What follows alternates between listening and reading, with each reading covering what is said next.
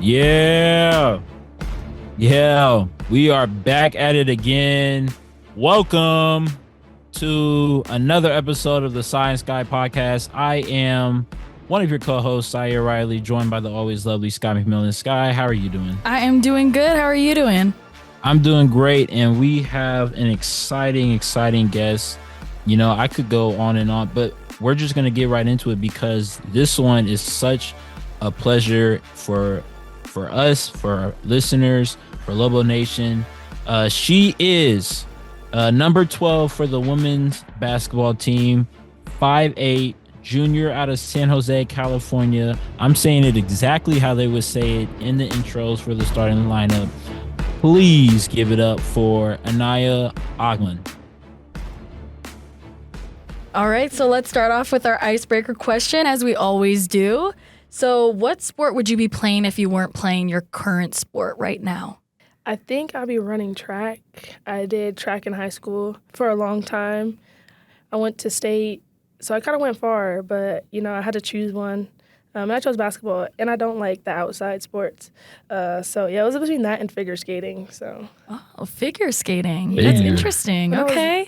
When I was little, my grandpa threw me into it. Yeah. It was cool. Okay. What events did you run for track? The 100, the 200, sometimes the 4x4. Okay. The 4x4 is so fun. And then I did a little bit of jumping, but my knees couldn't take it. I did high jump. Okay. I liked high jump a lot. Yeah. That's super cool. Dang, like, what does it feel like to be on the ice? Because I can't get on. I tried it once when I was little. I could not stand up for my life, so never even made it onto my feet. It's like roller skating. You roller skated before? No, I suck. I suck in any skating. Yeah, I don't know what to tell you then. I don't know. It's just like it's more like a glide. Like with like the roller skate, it's like you have to kind of step a little bit. With ice skate, you got to glide and cut the ice. But I don't know too much. I knew how to go backwards. I knew how to spin. That's it. Okay.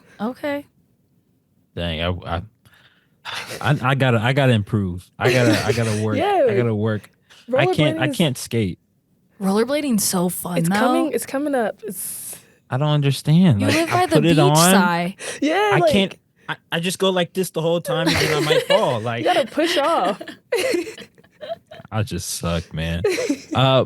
Aniyah, I want to ask you how high school ball was for you. I saw you're from San Jose, and I'm from Los Angeles. So, as fellow California athletes, our state can be a blessing and a curse sometimes. Yeah. With the competition, it's good for us. Also, the eyes in terms of recruiting and different opportunities that we have compared to a state like New Mexico. Yeah. But the field is more crowded. There's a lot more athletes.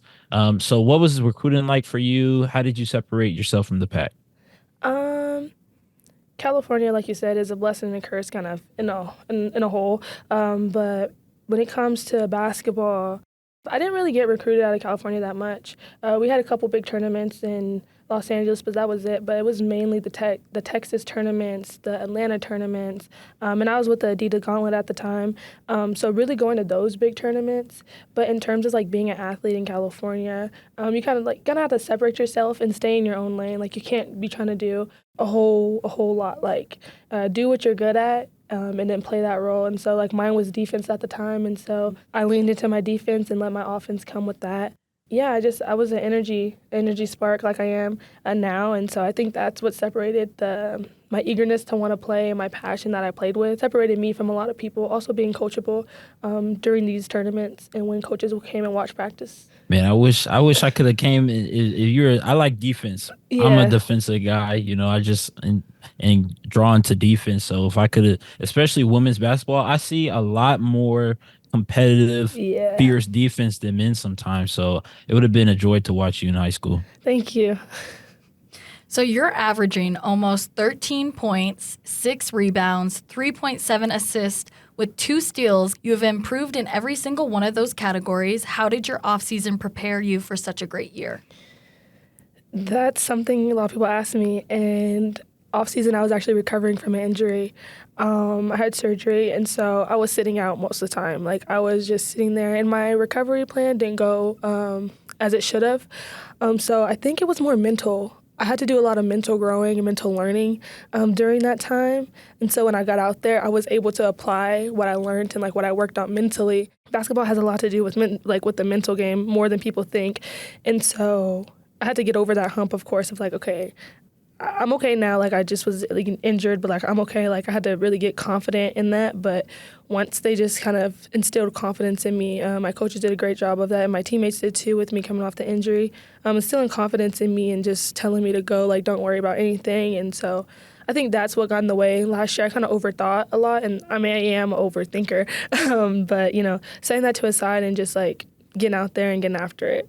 That's good. That's really good. I think, like, as a student athlete, I feel like we all can be overthinkers just because it's like you just need to, like, release all that and do what you do best on the field or the court or wherever it may be. So, like, they recruit us for a reason. Like, they know exactly how much potential we have. And so they instilled that and just go after it. Yeah, definitely. Talk your talk then.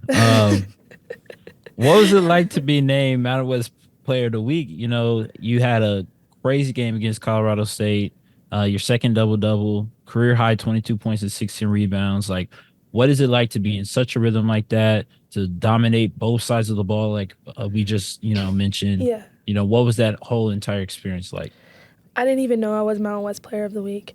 I don't have Instagram. I don't log into my Instagrams. And so, like, everyone's, like, messaging me, and I'm like, oh, okay, let me log on and see. And so I didn't even know after the game, my points and my rebounds, because like I just kind of focus on what's at hand and focus on my team. But I felt that energy, I felt that spark. Like I was eager to get out there. We had a tough game against them at their house, and so we wanted revenge. And so like I was like, people need to step up, and so I stepped up and I took control during that game with the help of my teammates. So you're a junior. So what is that role like, being an upperclassman to the younger? The lower classmen, I guess. That's funny. I was just having this conversation with my old teammate. I was always the younger one for the last, 2 years, and so now I'm the older one, and now they're in my spot. They're in my position, and so I like leading. I think that I'm just a natural-born leader, and so when they have questions, I love to answer. I'm always eager to help people learn, and so it's kind of weird because, I've always been vocal, but now I'm able to be vocal without overstepping my role or a boundary. And so now my role is to be that vocal person and to be a leader. And so I just love that my teammates always come to me when they have a question, or just anything in general, just like life too. Yeah. No, I think that's a great character trait to have. So, yeah. And now you just talked about not having Instagram or not being logged into it. Is that the same with all social media? Like, do you get away from everything? I have a timer on I have timers on all my social medias. And I just think that there's a lot of comparison that happens on social media, just in this day of age, especially on Instagram. Obviously, I go on Instagram because I do create content sometimes, but I have a game that I have to play, a word game, to exercise my brain before I get into my app. And so I can only open the app 10 times. And so I'm only there for 15 minutes. So whatever multiplication that is how much time I can spend on my Instagram. But I think it's good to escape social media and the comparisons kind of that we might fall into. And so that's why I don't really know too much. When people are like, oh, you got Player of the Week or this, and I'm like, oh, really? Let me go log in. And then are you in yet? I'm like, no, it takes a little bit. I got to play the game. And my teacher, one of my professors put me on that. It's called Screens In if you are interested in really looking at it and getting into it. But I'm also a big reader, so it helped me kind of read a little bit and get more into my faith. I'm a Christian, so I thought I needed to be in the Bible more, so that helped me a lot. Amen, sister. Man. That was cool. That was really cool. You don't I don't know, you don't really hear that much. Yeah. And I think that's really cool that you kind of step away from social media, because I do think social media is fake. Yes. And it's so bad to be constantly looking at it 24/7 because you do get that comparison, which Yeah. I agree, especially for women. You're always like comparing. Oh, they got this, they got this. Yeah. So like I need this and I need that. In all actuality, no, you don't. Yeah, no, you don't. So I think that's really cool because I think social media plays such a big role, even though we don't realize it. Yeah. And even with the NIL, like it's like you kind of have it's like a pro and a con because like sometimes I'm eager to do NIL, but then I'm like I don't want to be on social media creating content all the time. Yeah. So then you gotta like pick your poison. Yeah. And then I get that. The cycle that the world is in, in society, everything's about putting up this image and portraying this super perfect image that people want to be and they aspire to be. And in reality, we're so far from that. Especially in our own lives, like everybody's got their own things going on, and don't take it wrong, Drake might have a better life than the rest of us, but I'm sure he's got his problems and his issues that that he has going on. And us as athletes, the mental side, mental health aspect, like that takes a toll, especially we're supposed to be representing university. Our last names are on the back. People can Google us and look us up. We're going into these games, and then you have fans, saying just crazy stuff on Twitter because they feel like they can get away with it. Because they're behind the screen. No, it's so big how much it's grown now, especially because I don't know. I feel like we hear a lot of athletes speaking up on this type of topic, and I feel like it needs to be spoken about more because I don't think people realize how big of a part that plays in being a student athlete. 100%. And I think that the more that us as athletes get out there into the media ourselves, us as a platform, using it to be able to share different perspectives and different stories, about our journeys and what we've gone through as athletes in these different environments. I think that'll be able to helpfully close the bridge between 40-year-old Twitter typer guy that just watching ESPN just to get his day versus the athlete that's going through it day to day. Definitely Agreed. But let's get back to the basketball. Y'all currently sit 10-5 in conference, one win away from another 20-win season for the third straight year. COVID, you guys were on a projection to, should be 4, but COVID, you guys only played 20 games. You went 15-5. Is there a standard that you guys fight to maintain after the recent success that you've had in previous years? Every day or at the beginning of every season, we have our little team meeting, and we kind of go through the expectations, what they expect from us, what we should expect from them, and so that's always up there. And Mike, he does a good job really making sure that's one of them. Like, we're gonna get after wins. Like, especially this season, they doubted us a lot. Like, I think we're number 6. We were supposed to be number 6, and I don't know where we're at right now, but I know it's not 6. And so, like, we just keep grinding, and he just instills confidence in us as a team, though. But also, like, he holds us accountable when we're slacking off, knowing that we want to get to this 20 wins, and then also, like, with him, like, we hold him accountable when things may not be going the way they should be. So it's a big standard since I've been here since 3 of those 20, or about to be maybe 3 of those 20 wins. That's really cool.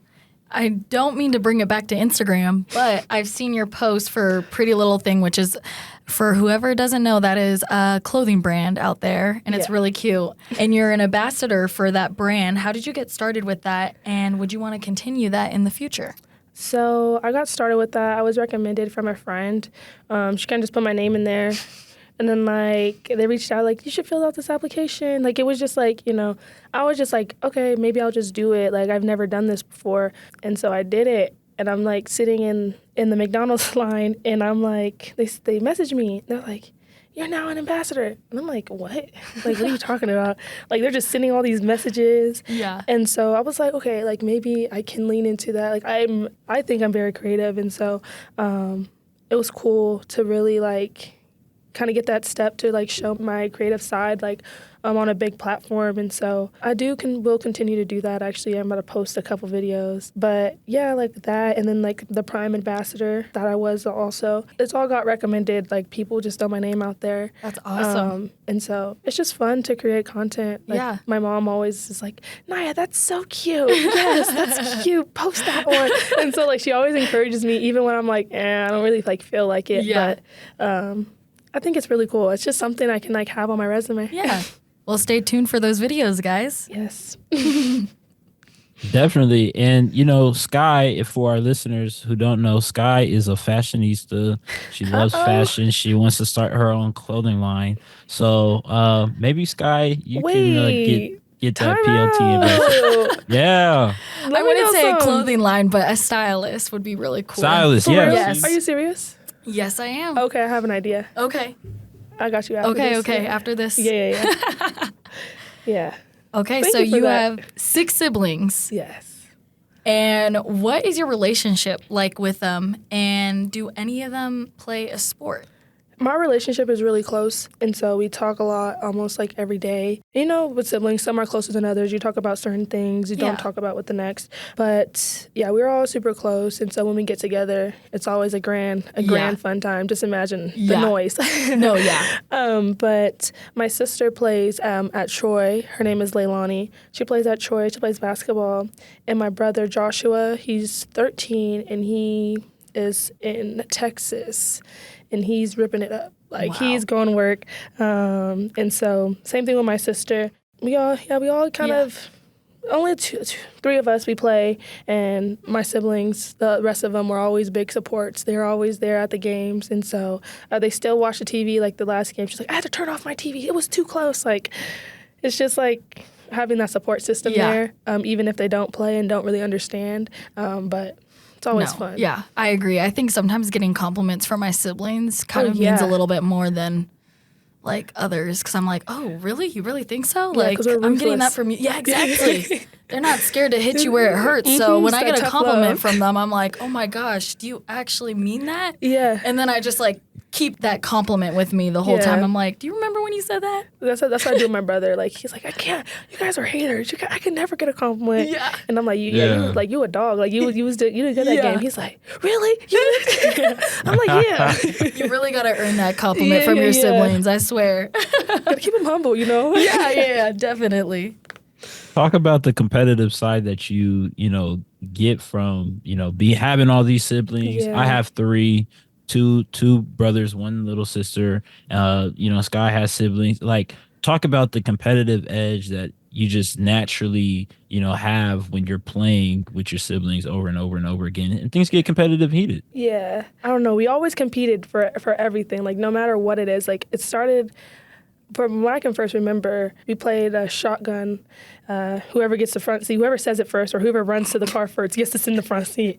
And let me tell you, when my dad signed us out from YMCA, it was everybody. Shotgun, no, I caught it. Whoever gets the car first, get it. Like, we would just like book it. And then we would play this game called Cool Car Mine. Like, we're just sitting in the car. If you see a cool car, whoever calls it first that's their car. Cool car mine. No, I said it. So then you just like, I think it just started from then. Like, that's when I first can remember. Like, after that, like, it's always like, I want to win.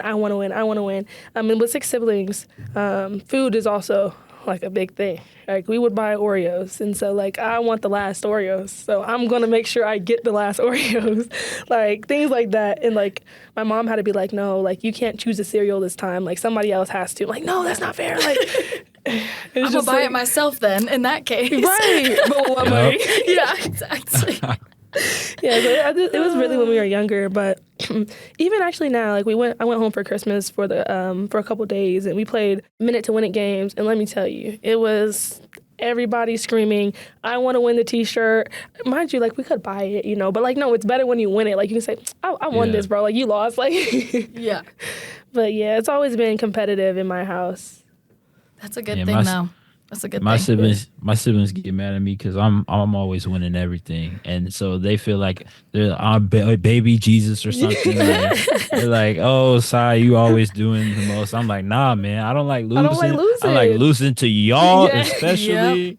Because then y'all gonna be like, oh, hey, mom, I beat Skye. Yeah, Nah, see, no, there's a we're not target gonna on do my that. back. Nah, But it's a target on your back now that you keep always winning. So like, see, Saturday I played my little sister and my mother in Phase 10 and this other game called Tapple.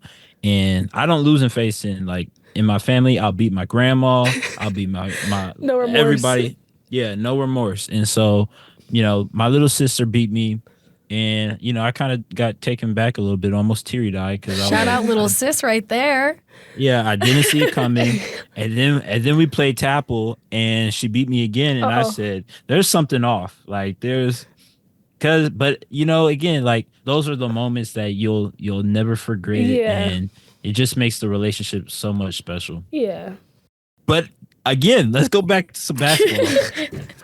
uh, we talked to VNA earlier this year, and she talked about how much she saw the women's game continuing to grow with Caitlin Clark, Angel Reese, and the attention the sport has garnered within the past decade. How have you seen the women's game evolve? Your take on the spotlight it's received globally with some of these athletes, them coming in and out of not only college basketball, but then going into the WNBA. Yeah, I think there's there's much more respect for the women's game, and not even just basketball, but just women athletes in general. I know in the past there wasn't much respect, or like you guys are just women, you guys are just this, but it's really grown to respect like those who are really getting after it, and so when they get after it and when they showcase like how strong they can be, it kind of goes to all sports, and so. I got to see it firsthand last year when I went to the Final Four in Dallas. It was crazy. I wasn't expecting there to be a sold-out crowd. And I just kind of see how everybody came together to really support these women. The views were high on TV. And so I think it's a good thing for the generations that's coming up, kind of showing them that women can do anything, no matter what it is. And I think also the respect on the court goes to like respect off the court, like women in the workplace as well, gaining more respect. It's a really big thing right now, and I love to see it. I'm a girl's girl, so. Oh, yeah. Oh, yeah. Yeah, I'm a girl's girl, so I love to see girls winning. Absolutely. Yeah, I agree. It's so fun to watch women's basketball. If I see it and it's on ESPN Plus, you bet I'm watching that. Yeah. Like, that's so fun to watch those girls just ball out. It's so fun. I like the edge that we play with. Sometimes we may have attitudes and stuff, so it's just like that. That's a good thing. That's a good thing. And like even just like not like I was watching tennis. I catch myself watching tennis a lot, especially Coco, and I'm like, she is doing it. Like I've never watched tennis like for like last couple years, but it's really interesting to see, and then like the respect that they have, especially sometimes the umpires have for her as well. Yeah. But also you can also see how some don't respect it as well. Yes. And so, but we got to think about the more highs than lows. Yes, and it will continue to grow and keep on getting more respected in the future. Mm-hmm. I went to 3 USC women's basketball games, and let me tell you, these fans. Women of Troy, like that's obviously one of the eras in college women's basketball history.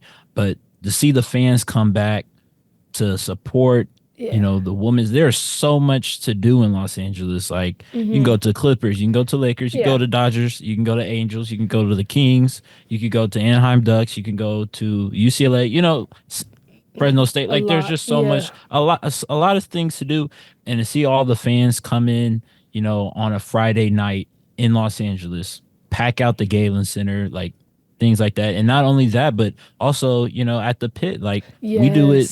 The fans in New Mexico and Albuquerque, they're just spectacular, and they come and they support. So that's always been, a great thing to see as the women game continues to grow. I think that's a big thing, especially here. We have a lot of fans come in and day out, and I don't think a lot of people expect that. Well, there's not many teams to watch here, obviously, but I think that's a good one of our selling points when we go recruit. Like when we recruit people, like we have fans, and like they actually show up and they support. Like they come snow, wind, like rain, anything, they're there. And so getting on average 4 4,000 a night for women's is a big deal. And so I think that's important that also the fans are respecting us just as much as the people who's viewing us. Sometimes I don't think fans realize how much of an impact they have on us, just because when they're cheering and you're like doing so good in a game, or you're just like have that boost Momentum. of energy. Yeah. I don't think they realize how much of a part they actually play in our game. Like, they do so much, and it's so cool just to see the same people coming out to the games. Even young girls, like at our soccer games, we would have little girls coming to watch us, and that's always like the best, because it's like, oh, I want to play soccer when I get older. Like, I want to play on this field. And it's so fun watching them and signing their little jerseys, exactly. and anything. Yes, I like love they think that. you're the coolest person ever. Yeah, like, and I love no it. matter what. Yeah, not even if you just like lost. Like, after the game, we have to go high five all our fans. Yeah. And I always see like I always see the two little girls, and I always just like go and give them hugs. And like they always had like sometimes like, can you sign this? Can you sign that?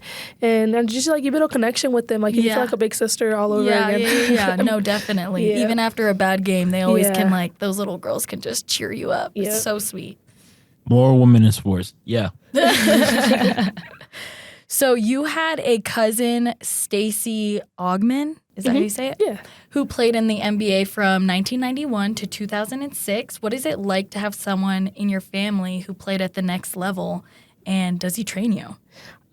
No, he doesn't ever train me. Oh, okay. I don't know. I guess like some people know and some people don't know, which is like totally fine. Like, I would rather people not know, because then like they're comparing me to like trying to be like up there, and like, and this, like, Stacey was good. Like, he was Plastic Man. Yeah, he was he was that guy. And so I kind of like when people don't know, because I can build my own legacy, and I can kind of have like, you know, do what I want without having that pressure. And so, but it's cool when people are like, I know your uncle, like, especially, or know my cousin, especially that he played here with the UNLV. Oh, okay.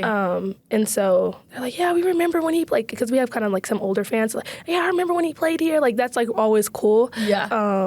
But like also it kind of pushes me to know that I can get there to the next level, because I have someone, I can have footsteps to follow. Yeah. And so that's always a cool thing, and something that determines me a little bit. Yeah, and we talk about this bridge between the NBA and WNBA. You know, this 2 weekends ago, I guess, was a prime example of that. Steph Curry and Sabrina Ionescu did the 3-point challenge against each other. Steph Curry won 29-26. But Sabrina matched the same score that all the other guys, Damian Lillard, I think it was Karl Anthony Towns, and Tyrese Halliburton. Yeah. They all tied. Like, the most points they scored was 26. So, you know, what did that moment have to do, you know, with the perception that's changed with the two sports, the two leagues coming together? Like, what did that do for the community, for women, as a woman, female basketball player? Like, how did you see that event? What did you think about it? That event definitely showed that women can compete anywhere and we belong anywhere. I know a lot of people try to downplay, oh, she shot from her line, she shot with a women's ball, she did this, she did that. Like, they're trying to downplay it, but like, respect is like earned. And she earned that respect. Like, she shot from the men's line and she shot with a women's ball, of course. Like, that's what she does on a daily, so why wouldn't she? But it kind of just brings more respect to the game. And I wish that a little bit more people respect that. I don't know if you've seen, like, after I was watching the whole thing, like, the commentators were kind of like dissing her a little bit, and I didn't like that. Kind of give her respect. She scored just as much as the men did, and maybe if not more than some of the men that didn't make it to the finals. But like, I think that it definitely bridges the gap, and it shows us that we belong anywhere. And even if there's men around, like, we belong, and we can do what y'all can do. And like, that's what people kind of don't realize, that we can do anything y'all can do. Yeah, because especially, but that was Kenny Smith who was, you know, dissing her, and you know, and that's kind of weird, because you would think that Kenny wouldn't be that guy, but you know, he went ahead and just said his stupid two-piece. But yeah, it was crazy. Yeah. But you hear that, you know, in other conversations that you have, like, oh, what if the and I've heard this before. Do you think, 5 football players could beat 5 WNBA players or No. 5 of our women's basketball team? And the answer that I always tell them is, why is your level that low to ask a question for Yes. somebody who's elite in their sport, who trains for it on a daily basis? I can't shoot like they shoot. And guess I can't what? dribble like they dribble. I'm And they not- can't do what we do. Yeah, I'm not getting out there hitting nobody. Like y'all do. Exactly. I'm not doing that. Exactly. Like, yeah. And like, I just think about it. Like, if you had a daughter, if you had a sister, your mom, like, would you want them to talk about them like that? Like, Absolutely. Would you, like, I don't even know if he has a daughter or whatever, but like, you have sisters, you have siblings, and you have like a mother. Like, come on, like, respect women. Like, just like you respect her, if you respect her, but like, if you respect her, respect everybody else. Like, Yep. Couldn't agree more. And that's all we're asking for, Yeah. just like respect, the grind, the sport. As a fan is a completely different than actually Yes. being a part of it. Like, you can talk about how things could be better for you as a viewer, Yeah. but you got to be able to talk about it as an athlete and not just a person who's eating Doritos off the couch. Like, we have already so much pressure on ourselves to attend school, do good in school, perform at the highest level. Don't let the ball determine if we're good or bad. Like, not determine our self-worth, the mental. Like, we have so much to play into. We still have to be a daughter. We still have to be, if we're in a relationship, we still have to be a girlfriend. We still have to be a big sister. We have to be all these things. And so, like, yeah, I understand, like, you may think you can do better or whatever, but, like, you have, like, respect. Like, we do a lot just like y'all do a lot. This is our 9 to 5. That's y'all 9 to 5. Mm-hmm. And we talking about respect. I think the Mountain West needs to get some more respect, because as we get closer to March Madness, ESPN and their bracketology, and they only have the winner of the Mountain West tournament, making the tournament, the March Madness. And that's just so stupid. Why, like, the lower leagues, the group of 5, we don't get the same exposure and, level of competition on these big stages. And so, as a player, somebody who's actively, trying to get into March Madness, how do you focus, on the next game? Do you peek a little into the future? Where's your head in all of that? I'm a game by game kind of girl, day by day. When you start looking ahead, you start maybe stressing yourself out, worrying about other things that don't matter. And so, like, this week right now, our focus is San Diego. And so then after we get past San Diego, we go ahead and focus on the next. And so I do like that with my team and our coaching staff. We do one scout at a time. We don't ever do too much. That way we don't stress ourselves out. But whatever happens in the tournament, it happens. And guess what? Whatever Mountain West team goes in there, I'm cheering. I'm cheering no matter what, because just go ahead and represent for us and let them know what we have here in our conference. And so I think we do get overlooked a lot, because it's a lot more Big Ten, Pac-12, SEC, like all those teams. And like, granted, yeah, they're playing different competition, but also you don't know what competition we have over here because you haven't gave us a chance. So, to finish it off, what are your plans after your time here at UNM, the WNBA? No. I don't want to play after I'm done here. Unless I get the opportunity to, but I want to start a new chapter in my life. And I think that's important for all student athletes. And so I really just want to, like, go somewhere, like move kind of where my family's at. Like a lot of college students, like, I want to get away from my family. No, I want to go back to my family. I've missed them for so long. And so kind of get back there, find a job and just do life like a regular person, like a non-athlete. And so, like, if I do have the opportunity to play overseas or play in the WNBA, obviously it's going to be a thought, because that's the gift I was given by God. And so why not use it? But also I know my body, and I do want to be able to run with my kids one day. Yes. I want to be able to, like, beat them in a race without being all broke down.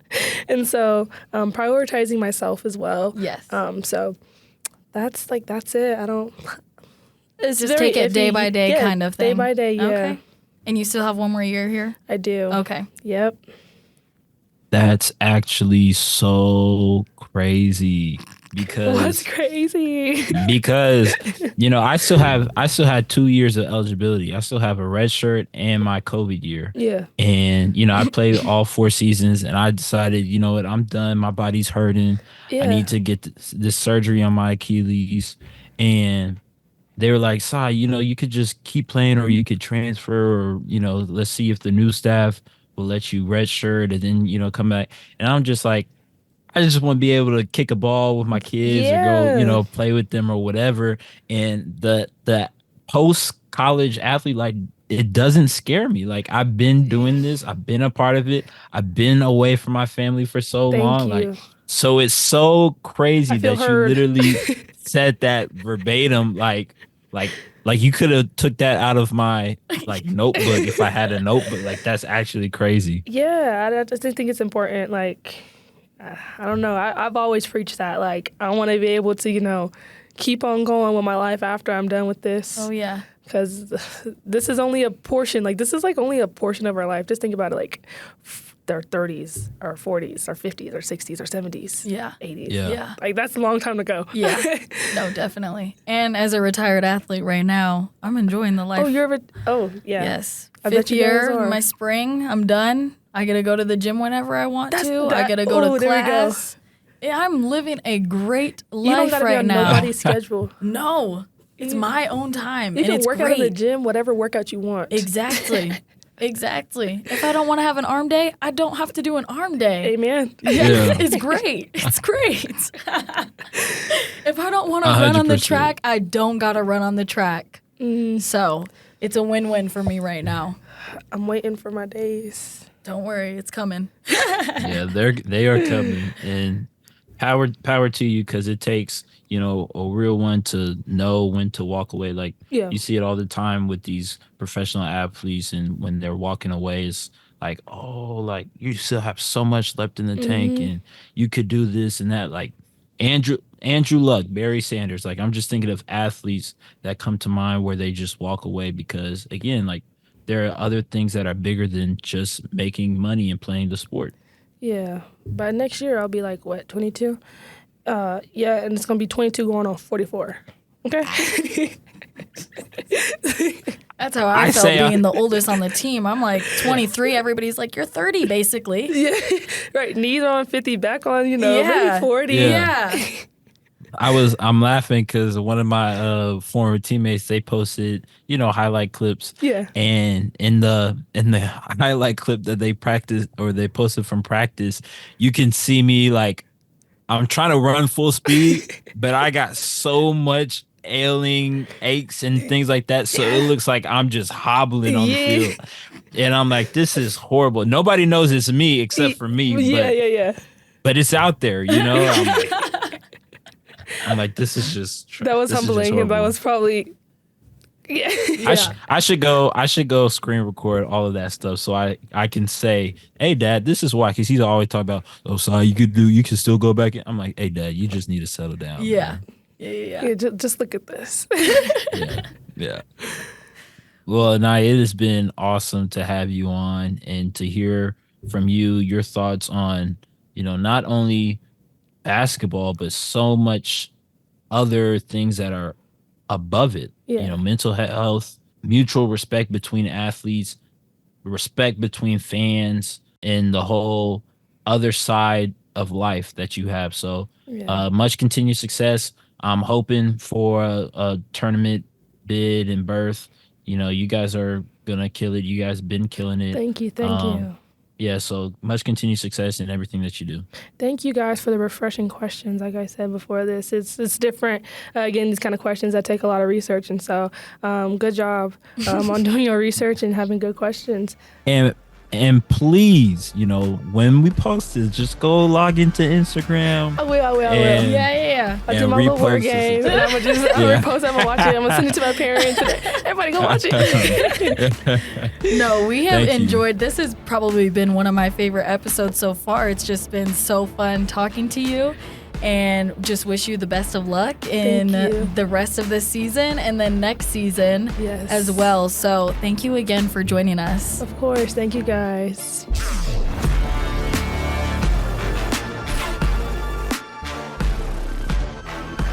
So that was episode 17. Another great episode on the Skye and Skye podcast. We have more exciting episodes coming up next week and the week after and the week after. And we are super excited for you guys to hear those. Yeah, episode 17, Skye. I'm feeling old because we just started. And we're already on episode 17. So we just want to thank you guys. We want to thank you guys for sticking with us this whole time. And we're nowhere close to being finished, but it's just so crazy to hear episode 17. Like, we've been at this for a little bit. Yeah, we have. We're going to be at it again next week because we have another great guest. Can't wait to hear from them. Yeah, somebody expected me to say her or him, but we're not giving any teasers. Nope. Until next time, thank you for joining us. This is the Skye and Skye podcast. And as always, go Lobos. Go Lobos.